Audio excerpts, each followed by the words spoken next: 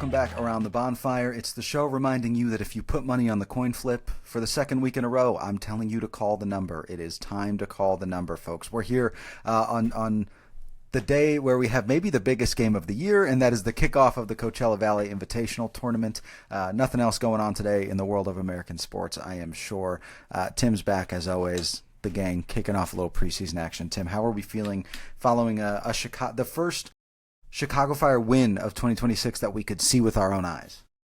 Yeah, it's just great to be watching the biggest football game of the weekend so early in the day so we can talk about it on the pod and all of that stuff. Exactly. It's perfect timing there.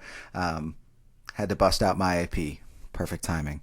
Sorry about that. That's a shout out my Pro Bowl quarterback, Shedeur Sanders. No, look, we to Tim's point, recording a little later than normal today because we got to sit down and watch a little bit of Chicago Fire football, which worked out, I think, as well as it could. Chicago Fire winning 3-2 against LA Galaxy in the first match of the Coachella Valley Invitational Tournament, a game that was seemingly all fire all the time until it wasn't, but good news, it was again in the end. We'll talk a little bit of news and info before we get there. So we'll start with, I think, the most exciting news of the day, which I did see some folks on Twitter taking advantage of, that being Mbokazi and Puso Ditejane officially training with the first team now. Their visas are good. They're working their way in. And Mbokazi actually making his first start for Chicago Fire in the game against LA Galaxy this afternoon. Puso did not make the bench. Assume that's just an issue of, young man arrived in the United States last week and hasn't quite worked up to speed yet, I would imagine. Yeah, I think it's also, position and stuff like that and getting used to the system, which you've got to do in some positions more than others. But it was good to see at least Mbokazi getting the start. I don't know that I necessarily expected him to get minutes in this one, or if I did, maybe just like some off the bench or something to get him warm. So it was good, like solid half from him, better in the air than I think you would necessarily need, believe at first, just being 5'11" and not the taller of the center backs that was on at that point. Did a good job breaking up some plays, took another shot from distance, which was fun to watch, even if it didn't seem to get particularly close to target, in the end. So solid outing for him. I mean, solid outing, I think, for the Fire overall, and not that preseason really predicts anything, but I think it's better to see the team playing well and cohesively than the opposite, right? 100%. Yeah, we'll talk a little bit more about the game at large in a few here. But yeah, definitely an impressive first 45 for the young South African. Kind of going from there, you'll have two more games throughout this week. That is Wednesday the 11th against Austin FC at 12 p.m. Central. And then on Valentine's Day, if you and your special someone are looking for something to do after or maybe during the Chicago Fire unveiling of the new Forever Red shirts that are debuting, they have this... I'm saying a bunch of words to say there's a release party on the 14th at Drip Collective if you haven't seen that published. While that's going on, the team will be playing Portland Timber and the final game of the Coachella Valley Invitational Tournament. So keep your eyes there. All those games are typically streamed on YouTube, either on the Fire's page or on the other side's page. So keep an eye there if you want to really get into your full MLS sicko brainwave of it all. We saw a pretty full first 11 for the Fire today. The one note we'll talk about later on, Marin Haile Selassie starting on the left, Jonathan Bamba not available or not in the works today, I suppose. Interesting to see what Greg does with the remaining two games, if that is a little bit more full, looking at guys to go the full 90, potentially work back into game shape, or if we're still trying new formations, new structures, and see how that goes. Yeah.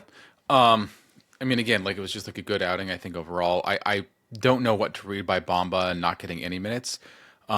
Is not necessarily unusual, especially for players that have been there a year. For some of the DPs and stuff like that to get some planned time off now because, you're I think hoping to put a lot of minutes on the legs. At the same time, it's not like you Wipers didn't play for like the first 60, right? When the Fire did a complete hockey style line change, ironically, other than the one Canadian, because Joel Waterman came on at half. It was an interesting moment. We'll talk a few more things before we dive deeper into the game, and I'm going to keep saying that. The Fire I'm going to keep trying to pull you into the game. Yeah, no. Fire announced earlier this week the Dear Chicago experience. It is kind of exactly what you think it is. So it'll be a place where you can go check out essentially what the new Tim, correct me if I'm wrong, but it's the new suite models for the Firehouse, as it were, the stadium opening in that 2027, 2028 range. They also released some renders of the luxury suite models for the new stadium this week. What every common fan cares about. How can I spend thousands of dollars to watch a game I can watch for less than that? But did look very nice, very interesting stuff, and excited to hopefully go check it out once that bad boy opens up. Yeah. So it's all becoming more real. I mean, we, don't have an announcement about shovels in the ground, but plans are ongoing. The team did say in the announcement that the stadium will be opening in time for the 2028 season. I do wonder, and I haven't heard anything official on this yet, if that represents potential out for them a little bit, because there is no 2028 MLS season. There is a 2028-2029 MLS season starting in the summer, which is different than when they made the announcement the 2028 season would have started, in about 2 years from now. And now it's potentially they're looking at, more like 2 years and a few more months. Not sure that it makes a huge difference either way. I think it'll just be good to see things becoming more real, whether that's in suite experiences. They've promised to have premium seats coming up in a few months, and then the rest of the stadium, sort of like, I don't know exactly what it's going to be doing with it, but information, mock-ups, visuals, something about that, ready to go in early 2027. Yeah, it's exciting times. I think something we're all very much looking forward to. And, while you should never want to trade years of your life away, I think we're all looking forward to not having to file into Soldier Field sooner than later. But yeah, we'll see when that day. Well, Soldier Field is not the biggest problem for a lot of people. You don't say. But exciting stuff there. Looking forward to seeing more of it, and hopefully we'll be able to get some kind of firsthand looks and coverage of what that Dear Chicago experience is like for everybody, so you can either check it out, or if you're unable, you can kind of read about what it is. Moving on from there, Fire announcing the theme night schedule for 2026. Still feels weird to say. I know we're in February, but I don't know, 2026. Shout out to all the weeaboos out there. Anime night, you're getting a Naruto jersey. There's some fun ones in there. I think the one that stuck out to a lot of folks was there's no officially listed Pride Night for 2026. Tim, I know you got a statement from the club on this, if you want to kind of just give us the rundown on what they said. Yeah, it's not an official statement, just checked with people at the club, and what I was told is that there is no Pride Night because there are no games in June. That's because of the World Cup break. They will be doing something for Pride at their World Cup celebration, which so far they've announced recess. I don't know if that's where everything is going to be, or if that just is the headquarters or whatever. So, take with that what you will. I will say that the Fire are not unusual, but they are far from. They are an example of a team that has made all of their Pride nights in June in the past. So, in other teams and other leagues, we've seen Pride nights kind of put wherever they want to in the calendar, right? Like, a lot of teams are not in season in June. Like you're not going to have a hockey team's Pride night in June unless you're planning on doing it like the Stanley Cup final. And bold of you to assume that you're going to be playing in that a year early. So, again, I don't know if there's anything more to that. I don't know how to read it past that. We will see what they say about recess. We did get a little bit more information about the plans for recess with now, private suite-like experiences available for sale. Not for sale, but there's a food and beverage minimum for different size parties. And, I assume we're going to hear more and more about what the plans are the closer we get to the World Cup. Yeah, absolutely. Just for sake of playing devil's advocate as we talk about it, because I think this will be the reaction of some, feels a little bit like a cop-out. Feels a little bit like, given the current political environment of the United States, you are looking for maybe a reason to not have some backlash there. Maybe not. That's possible. I will say that it would nothing. be... I think that it's maybe a little unusual to... I would think that in Chicago, a Pride night would not be particularly controversial, and that's not to say that there couldn't be other people that would pick up on that nationally, but it just doesn't seem like it would play locally in that difficult of a way. And in terms of like things that have been national, like they are doing their Hispanic Heritage Night at the towards the end of the season, and I think especially with a lot of the things we've seen in the news, there's there were concerns this past year, I think, about how some of that would go, and potentially that being an event that could be targeted for certain kinds of actions by, I think, people that a lot of people in the stands would not like to be around anything in their lives, especially something that they love, that people get enjoyment out of, like, the fire. So that is coming back, and I mean, that I think is something that I was curious to see if we'd be seeing it, and I could kind of see arguments in terms of who was being helped and what and why both ways with all that, if we didn't see it and if we did. Yeah, yeah. Well, it would look well put. I'm not going to speak very definitively about it. I just felt it was worth saying because I think that was some people's first reactions when you look through that list and you don't see anything listed for it. You're right. Just the Chicago at large, probably not an issue, but I think, I think we all live here, and we kind of know how things have been over the last 6 months. I'll leave it at that, though. Other good things on there. No Star Wars this year. I feel like this has been a team that really capitalized on Star Wars and they just kind of dropped it, which is interesting to me. Yeah, last year I asked about this last year. I haven't spoken to anyone at the team about the theme nights and stuff this year yet, other than the question about Pride. Last year they did Harry Potter night instead. I asked about why Harry Potter specifically, and there's a whole thing. You can look up what I said about it at the time. This year, I think that they're committed to doing one big intellectual property theme night a year. This year's not going to be Star Wars again. It's not going to be Harry Potter. So it sounds like it's Naruto. No, I believe that there's the Marvel whatever night. I can't remember what it was officially called, and I don't want to get it wrong. I think it was Marvel night. It was Marvel, but I can't remember if it was Marvel Superheroes night or Marvel, what it was exactly. Don't you guys love our preparation here? Now that there's just, I'm sorry, I don't know. So I don't get to be in the stands for the theme nights. That's a reason that I don't really get juiced about them now. But I think with other games I've been to, unless there's a really cool giveaway, if there's a bobblehead from a player that I used to like for a team or something, I don't know. I just don't get that juiced for them. I don't know how you feel about this. I'm not just saying with the fire. I'm saying in general. Yeah, look, I mean, not all of us are cool enough to be in the press box, but I kid. I truly, I don't know. Yeah, sitting as far away from the action as you possibly can. That's exactly, always the best way to see a game. No, I don't know. I'm a giveaway guy. The problem is, I think they don't typically hold on to them for supporters, and supporters don't get there until right before the game, right? So unless you're getting there very early, you're probably going to miss out on it, which is kind of a bummer. Yeah, that is something I asked about last year. And they did say, they said that basically there's no way that they could guarantee them for all season ticket holders.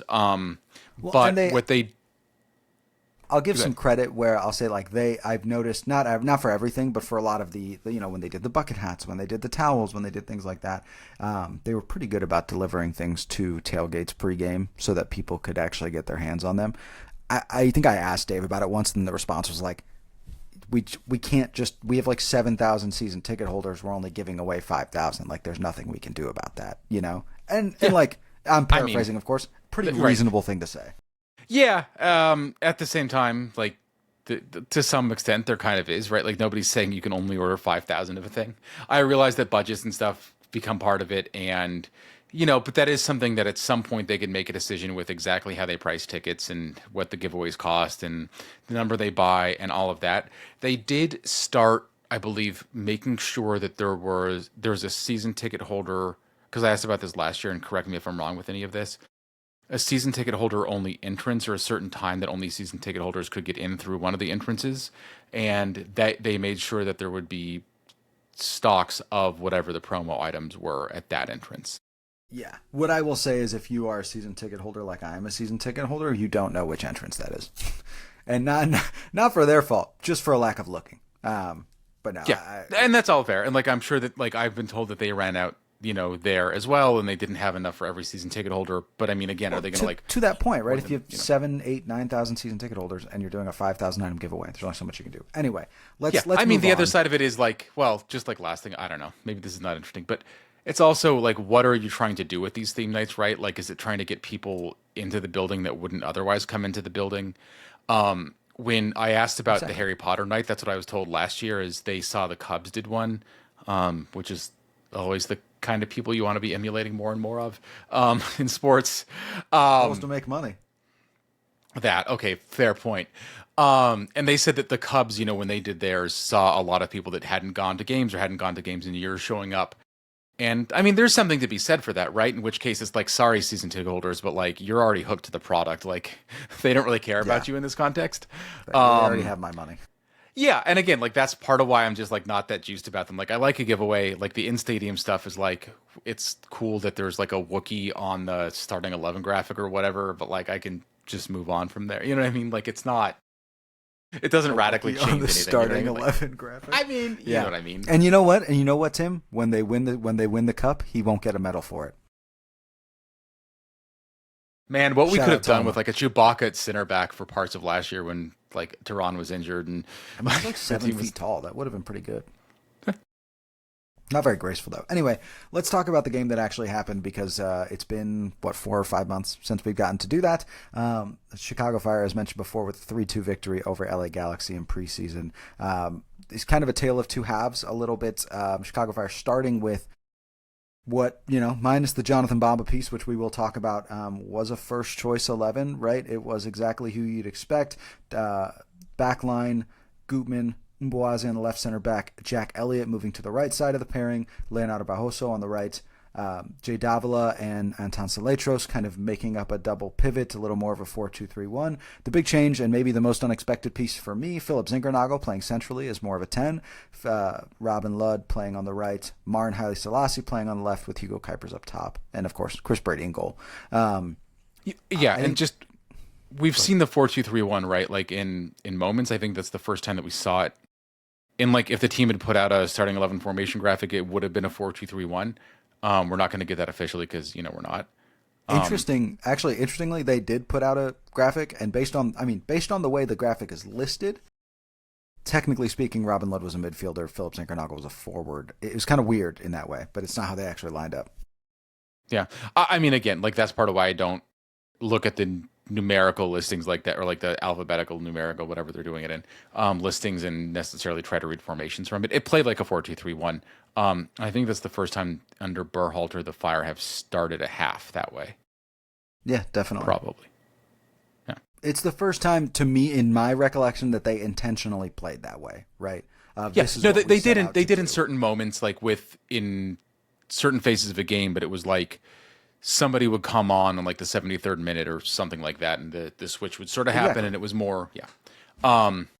Not that I think that there's, I mean, you could get philosophical about the difference between a 4-2-3-1 and a 4-3-3. I don't necessarily know that there's, like, everyone on the pitch clearly knew how to play out of either formation, so I'm not sure how much you're going to be like, no, you're not allowed to cross this imaginary line on the pitch, and you're the way that you're playing. Otherwise, like, what, Greg is going to yell at you even if you score a goal? Like, that's just not the way this game works, No, and really what it was is Philip Zinkernagel staying farther forward. There actually was a lot of really cool interplay between Ludd and Zinkernagel and Marin Haile Selassie, just in terms of at different times, all three of them were in each position across that front three, right? We saw Marin playing inside. We saw Philip Zinkernagel on both wings. We saw Robin Ludd moving around as well. Even, I believe, on Philip Zinkernagel's goal, which was the second, it was assisted by Marin Haile Selassie. Marin cuts all the way from the left back across into the central area, finds Zinkernagel at the top of the box. That was following a set piece, so it was a little bit different. But interesting play to start the least. Tim, I guess kind of question here is, do we think this is maybe how they'll be running it? I mean, the interesting thing to me is still Philip Zinkernagel sitting at the 10, right? And what that means when Andre Franco eventually comes back. Do we think this is kind of a sign of things to come, or let's see what this looks like? I mean, I think it's column A and column B, right? I think that it's Greg trying to figure out what tools he really has in his bag that he can pull out for the right moment. And I think this is one we hadn't seen the team really play with, and now they played with some, and it looked pretty good. When Zinkernagel came in, I assumed there would be times when he'd be playing kind of more of a central role in the midfield. We didn't really get to see it, but part of that's because he was scoring left and right from that position on the right wing. So, like, why mess with what works? And I think it's kind of an interesting move now because I think that the assumption I'd made was that Robin Lod was going to be playing kind of in that 10 role. I don't think that he won't be, but I think it'll be switched off a little bit. And I think that the more that you can make opponents think about what it is you're trying to do, even when they see the lineup, I think the better off you are. And both, I think Zinc and Lod are versatile. I think Salatros is probably more versatile than we're necessarily have given him credit for so far on this pod as well. And having midfield versatility, like that's when you think about really high performing teams, like one thing is like the midfield just works like a machine where different things can be in different places and the machine just keeps on going. Yeah, I mean, look, I think I do this maybe more than I should, but I think when you think about, kind of a comparison to something like American football, right? For instance, you talk about wanting the same look with 10 different plays, right? You come out looking the same, but you're doing 10 different things on 10 different instances, right? And I think that's kind of what this interchange gives you. It allows Barroso and Gutman to get a little farther forward because Salatros and Davila are staying a little farther back, right? They're not necessarily out of the attack, but they're also not fully involved in it. And it means Philip Zinkernagel and, in this case, Haile Selassie and Lud can all kind of move and weave. And it's much, the best way I can say it, it's much harder to key in on Philip Zinkernagel when you don't know where he's going to be for 90 minutes, right? He may start centrally, and in any given, offensive possession could be on the right, on the left. He could be dropping deeper. He could be attacking forward. So all you're doing is you're giving opposing defenses more to think about, right? And as you pointed out, like we saw Marin tucking in, I think, a lot more than we did in most of 2025 as well. And I think that was kind of interesting, right? And so you've got both sides doing it. The other thing is behind them in the midfield, right? I think Salatros and Jay Davila having, kind of more of a traditional double pivot going on, I think gives the Fire more defensive stability. I mean, look, preseason 45 minutes, I'm not going to like over index anything, right? But like the team didn't get scored on. Like the Galaxy had some chances and stuff. I think gives the team another, an additional layer of being able to control games defensively that they could have used a lot last year in cutting down on the number of goals they allowed. 100%. And look, you're right. It is preseason. It's, they played a total of 60 minutes. Peck did have that goal, I think, around 51. The other side of the coin here, though, is Galaxy were playing their first choice 11 for 85 to 90 minutes of this game. Like they were playing like it was a regular season match. So in terms of what you can take from a preseason game, I do think it's probably like the most you can take from a preseason game, right? Which still isn't much. And the one thing I think you saw pretty consistently, they kept play out of the central area of the field. And that's not perfect, right? It doesn't mean you can't be hurt. We saw that on some of those goals, right? Guys getting sucked in, and now you have Gabriel Peck open on the right side. But that is not nothing, right? The ability to kind of force the ball where you want it to, play to your strength, and you have two fullbacks, Gutman maybe a little less so, but definitely Leo Barroso, who isn't the strongest in one-on-ones, but has great recovery speed. And even if he gets beat, he can get back into it, right? And I think I texted you during the game, this is his first assignment since coming back from injury, and it's Joseph Paintsil, so that's brutal for him, like the one guy in the league who is probably definitively faster than Leo. But I did think, you saw a team that was much harder to break down, even when they overcommitted. Does that make sense? Yeah, and I think that's good to see. I do think that you're maybe underrating Barroso's ability as a 1v1 defender. It's something that Greg has talked about why he was brought in the first place, but the other side of it is I think we were seeing more from Barroso going forward. Like he was the guy going down and bombing down the wings. That the Fire were they favored the right side, I think, more going up the pitch than we saw in a lot of 2025, which again, like it's not like Gutman forgot how to do that, right? Like I think maybe a little bit of it's Bamba not being on and just something like that. But like still, if you can be very threatening going down either side, right? It just complicates things for defenses. It makes opponents have to stop and evaluate what you're doing. It means you can't leave a guy open. The way the Fire left Gabriel Peck completely open and unmarked in the box. So he had an absolute hockey style tap in. Like it was something. But this is again preseason, right? It's if you're gonna let in goals, right? Like I think that it's great that it's clearly a goal where you're like, some people could have done a lot better there, right? Like that's because that's fixable in a way that it's a fundamental problem with the system or the players or the talent level that you can't fix. The two thoughts there, and then we'll keep it moving a little bit. One, the thing to remember in preseason is everything here is intentional, right? You're not rolling out with the express purpose of winning games. You are rolling out with the express purpose of let's figure this out, right? So the game plan for this game may very well have been, Leo, we're going to kind of feed you, push you up, kind of make that right side carry a little more of the weight there. So just something to think about there.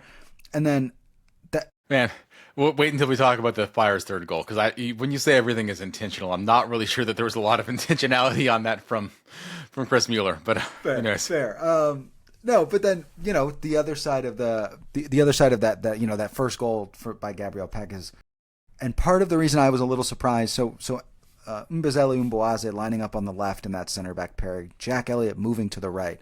That is Mbokazi's natural side. He's a left-footed center back. Jack Elliott then moving to the left at halftime, I don't think that was insignificant in terms of reasons that goal was allowed, right? And that is a little bit of my concern just in terms of like where Joel Waterman and Mbokazi kind of fit together, because Jack Elliott's playing 90 minutes unless Jack Elliott gets hurt, right?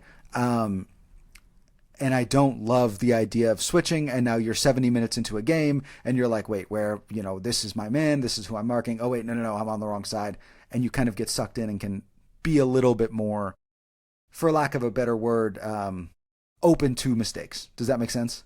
Yeah, it does. And I think that that's going to be something to keep an eye on going forward, right? Like one of the reasons that I haven't liked switching formations sometimes is it makes it hard for guys to make the mental adjustment, to having three center backs specifically. Some guys, it's just, you don't think about the space you're supposed to be occupying and not occupying. It's worth saying, I think we didn't see Christopher Kups and Joel Waterman and Jack Elliott playing together.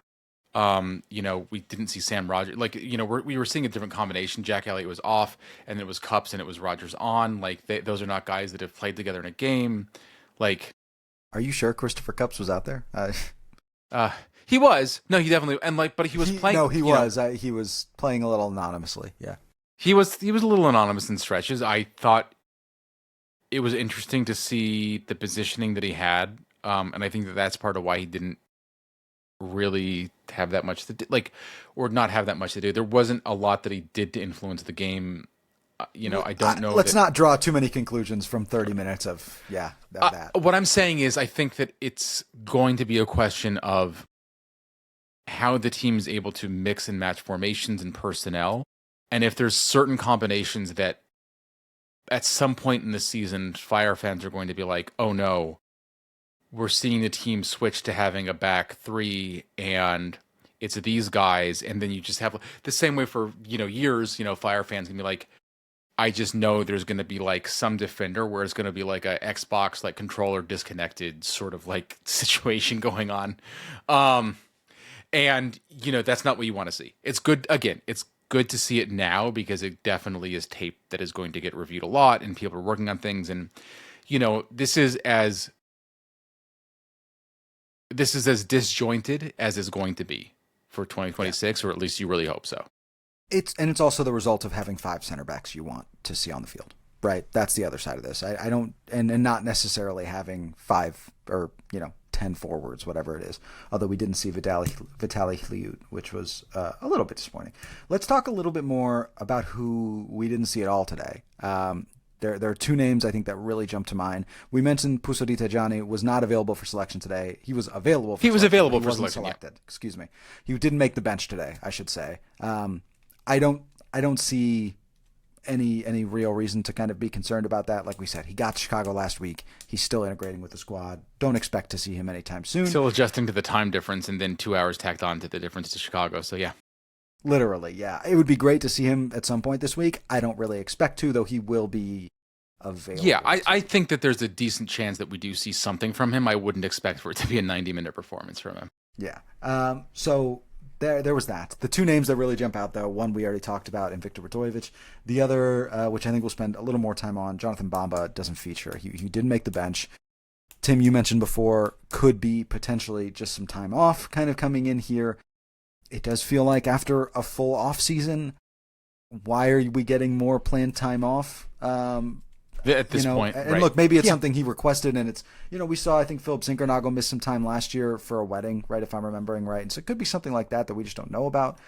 I do believe Bamba was there. Bamba was physically present in California, so unless it was a very local wedding to Indio, California, I don't think that's what it was. But I mean, again, it could be multiple things, right? It could be I was more just saying it could be a lot of things. Yeah, it could be a lot of things. I don't want to read too much into it. I mean, if you want to put your conspiracy hat on, I mean, you could say that if you look at players who underperformed their contract last year that are currently on the Fire's roster, right? Like you're kind of looking at Jonathan Bamba. Sorry, I don't mean to interrupt you, Tim. I just kind of like, in the vein of like, I wonder if he's just like doing something personal. I pulled up his Instagram. Nothing Chicago Fire. And I feel like I definitely remember him having some things. He does still follow the club. So, I don't know. I just think that's weird, right? Like it's not. So I tweeted, and then it went the way you would expect it to. I tweeted like, no Jonathan Bamba today. Do we see this as a nothing burger or an everything bagel? And nothing burger was the resounding winner. But it just feels weird. It just feels weird to me. I mean, we don't know, right? And if you wanted to have a conspiracy theory, to your head, yeah, I mean, look, if you're looking at Chicago Fire players that underperformed their deals, Bamba sticks out just on the $5.5 million he was on. Again, I think there was hope that he would improve those numbers in 2026. I think there still is, right? But like, again, in terms of what possibilities could be, like the window's open for another 2 days when we're recording, probably 1 day when this episode comes out. In Mexico, it's open a few weeks in Brazil. Obviously, MLS transfers are available until, I don't know, like sometime in December or something like that. I forget, the window's open a while. No, it's like a couple months into the season. It's... Did just get a slight update from friend of the show, Joe Chatz, who is in Florida at the moment. I'm not concerned about California. It at this point. Yeah, he's in California. He's in California. Yeah, he's at Coachella Valley Invitational Tournament. So do follow Joe if you want the Big J journalism updates from California. He did say I'm not concerned about it at this point. So and things too far. The big hat updates too. He was wearing a beautiful specimen with like a big straw hat with like fish lures on the bottom. It's amazing. So check out his socials for that. Yeah, I mean, look, you're not concerned about it until maybe you are concerned about it, right? Is the thing, and like moves can happen quickly. Again, I suspect that's not what's happening. But again, it wouldn't be the craziest thing in the history of the world. And we've seen this front office be able to make moves very quickly. And if that happens, I mean, that could very much upend the Fire's, 2026 possibilities. And, you're hoping for the better, right? Mm-hmm. Yeah, absolutely. And it's more just something to watch. The other one, we've talked about Viktor Radojevic a bit already this offseason. Did not make the bench today as well. As far as I'm aware, he's in California with the club, but just kind of another brick in the wall, as it were. So again, I don't have an update over the past couple of weeks. At Media Day a couple weeks ago, or was that a week and a bit ago? At times a flat circle. A week ago at this point. Seems like it was a month ago. I don't know. I did ask about that, and I was told that actually there was a setback with what he was dealing with from, his recovery from last season, and that's why he was kept out. Again, I don't know. Could be a bunch of different things going on here. But I have no reason to doubt what Greg said there, and that maybe it just wasn't properly communicated. So, hopefully, again, if we see Radojevic at some point this preseason, because that would be, I think, useful for him. It would be useful for us, and I think useful for just everyone to see a guy wearing a jersey on the pitch within the first 6 months that he joins the team, right? Yeah, it would just, and frankly, I think selfishly, it's like I just kind of want to know what it's going to look like, right? That's really all it comes down to. But Moving past that, we did talk kind of tale of two halves. Fire looked good, looked very fluid, looked very comfortable in the first half. Hugo, I was Philip Kuipers. Hugo Kuipers scoring the first goal in the 30th minute off a feed from Philip Zinkernagel. Philip Zinkernagel then notching one of his own in the 38th minute from an assist off of Marin Haile Selassie. Team looked good. They looked comfortable. They looked confident. I don't want to say dominated a preseason game, but they were the better side for the first 45, and I'm not sure it was particularly close. I put in the notes here, I forgot Marco Reus played for LA Galaxy, which I think should tell you everything maybe about the game in terms of how the ball was handled in midfield, right? You also didn't hear, Paintsill's name a lot. Like, there were, like, the Fire did a good job, other than Gabriel Peck, which is like, other than that, Mrs. Lincoln, how was the play, right? Yeah. But they did a good job, I think, containing some of the bigger names that the Galaxy have. And I think all of us are expecting the Galaxy to be a much better team in 2026 than what we saw in 2025. And so I wouldn't look at their 2025 record and say that's the quality of opponent the Fire faced in this one. Yeah, you look at their back line. They brought in two Defender of the Year caliber players, including the reigning Defender of the Year, right, in Jacob Glesnes, or Jakob Glesnes. I don't actually know how you pronounce his first name. Sorry. And Hack from NYCFC, right, as two very, very good defenders. And the good Hack, just putting that out there, the good Hack, the one that you want, not the other guy in the family that also plays. Okay, well that was rude. That was implied. No, but it's just kind of one of those interesting things of, look, they didn't have any issues working the ball into the interior and taking advantage of those center backs. It's not like they're looking for weak defenses. They're attacking right at the strength of what this defense should be. Yeah, and also, like I said, like they're keeping some of the talented attackers on the other side largely out of the game. I mean, both Brady and Jeff Gall had to make some saves. They both look pretty sharp. Like it, so that's, again, just take from what you will. But look, when they were kind of being forced to make those saves, oftentimes that was in transition too. It wasn't necessarily getting broken down in possession. It was, the team gets moved a little bit forward, and now you've got Joseph Paintsill running down the left side, with Leo Barroso chasing as fast as he can. Yeah, exactly. Right. So, I mean, look, I don't know how much more we're going to talk about this one, to be honest. I feel like it's good to see. I like what we, I think we're both agreed. We like what we saw. I don't think that we are willing to take what we saw all the way to the bank, just because preseason and, even if it's guys are trying and stuff like that, like the other way of putting it is starters know they're not really competing for roster spots the same way. And so sometimes they don't necessarily push as hard as they would in other situations. That may be especially true in like the last 30 minutes for the Galaxy, when it was Galaxy starters versus, largely, if not entirely, Fire players who you wouldn't expect to be getting, 15, 20 starts over the course of the season. Joel Waterman maybe being the biggest possible exception to that. I mean, I do think maybe the name or two worth talking about. I mean, Joel Waterman is one. I do think there's a question of why did the goals start getting scored right when Joel Waterman came on.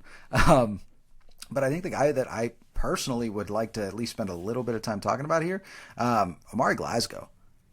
I don't want to take too much away from a preseason game, but that's as good of a performance as I can remember from Omari Glasgow. And to your point, Tim, albeit on fresh legs, that was against pretty much the first team, first choice team for LA Galaxy.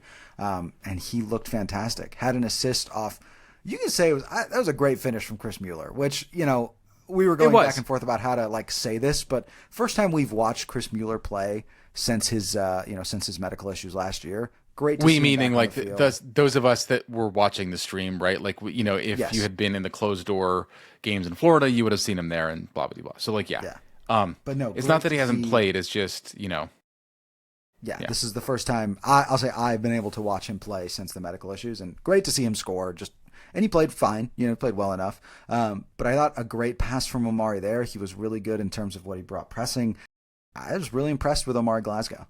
Yeah, and he looks stronger physically. I'm trying to look through my notes to figure out when exactly it was, but there were a couple points where he got back on defense, and I'm not finding it right now. He got back on defense, and he looked good as a defender and playing on the left side, which, I think we'd all assume that Radojevic would be hopefully getting a ton of minutes in preseason and stuff like that. We haven't seen that happen because of the injuries. So, who would be there if Gutman could not be on the pitch for 90 minutes every game, which is not a fair ask of any guy other than maybe your goalkeeper.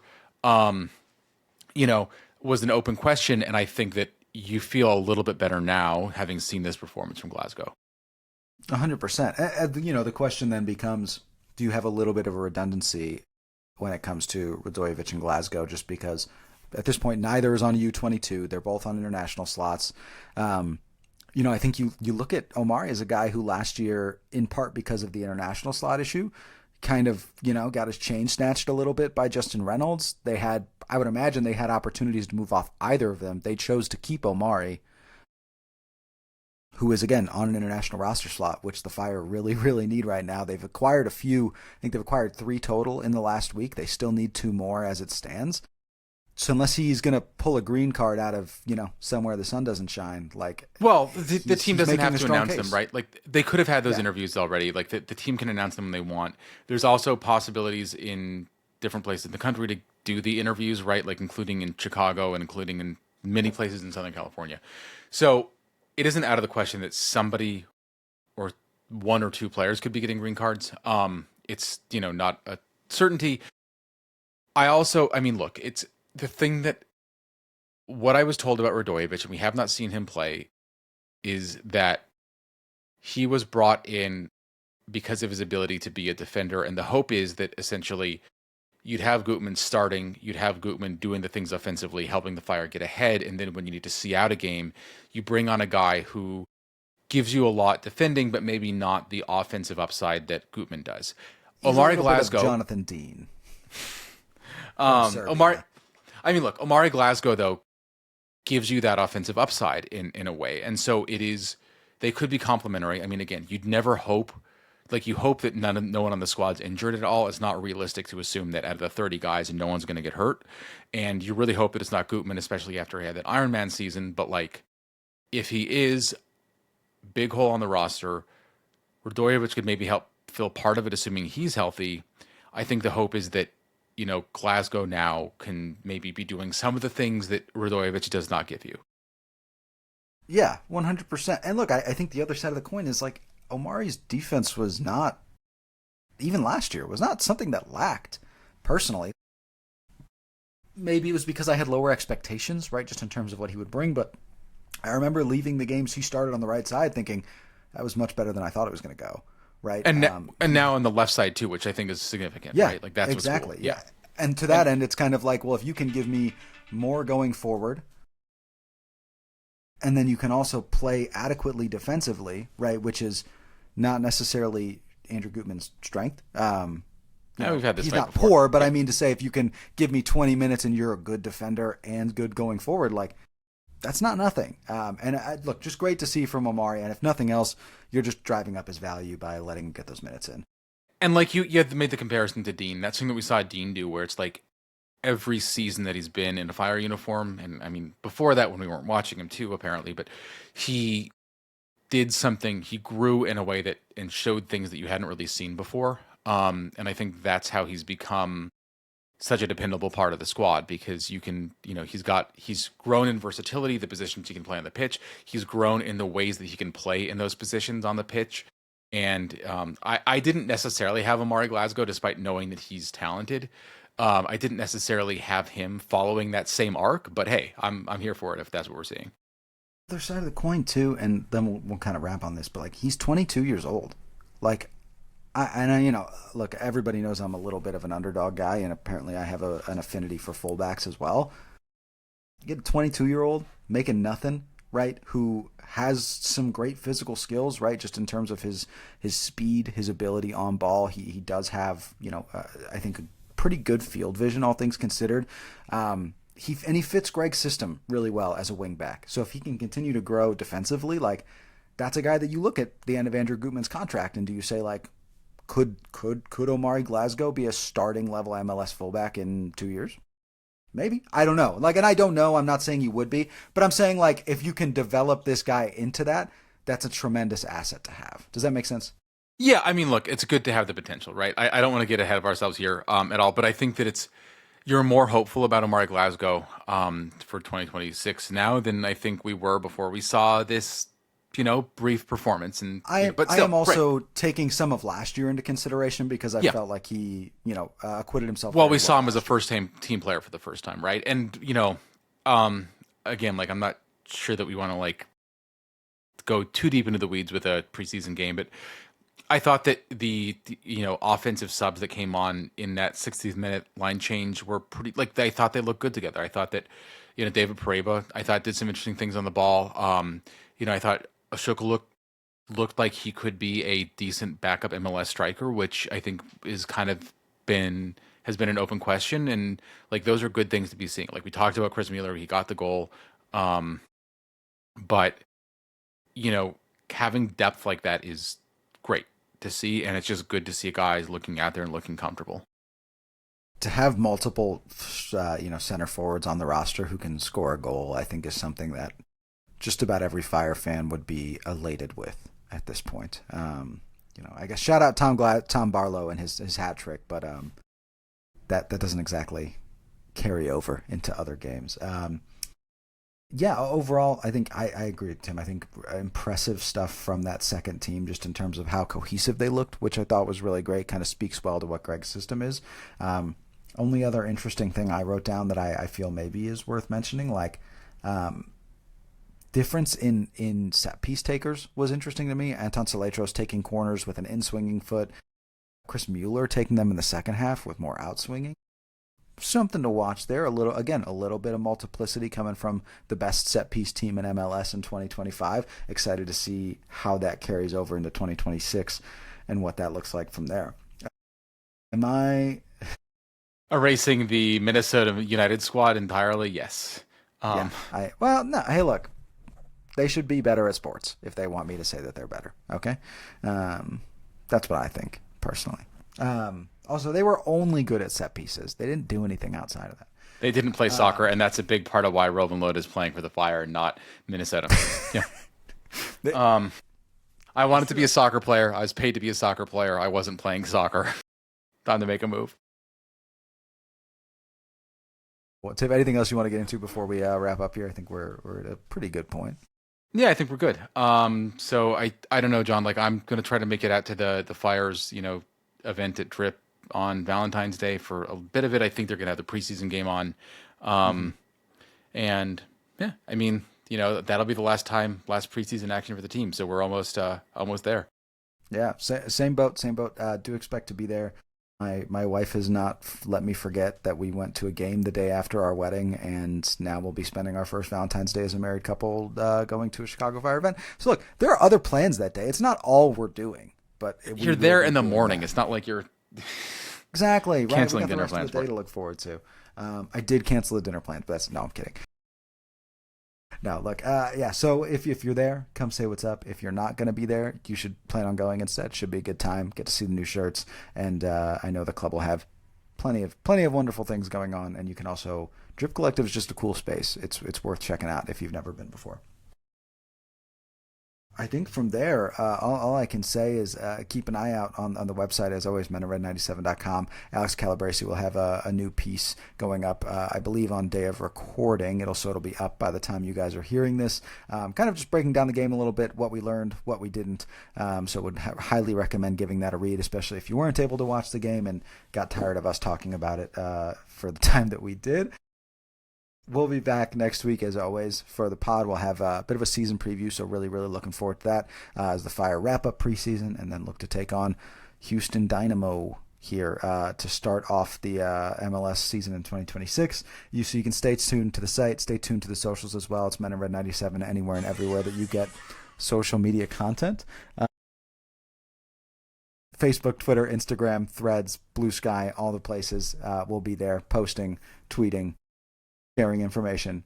Stay tuned is what I'm saying. Sorry, I'm all over the rails today. And then wherever you're listening to this, if you can go ahead and like, rate, subscribe, share, whatever the platform allows you to do. If you could do it en masse, that would be appreciated. It goes, I think, a longer way in terms of sustaining the algorithm gods than people would expect. From there, that's all we've got for today. We appreciate you being here so much. For Tim, for our illustrious producer, Austin, who is, I'm sure, playing the music and working his tookus off to making things sound good. We appreciate you being here. go Seahawks. I don't want the Patriots to win the Super Bowl. Hopefully this ages well. And thanks for joining us around the bonfire. Come on, you men in red.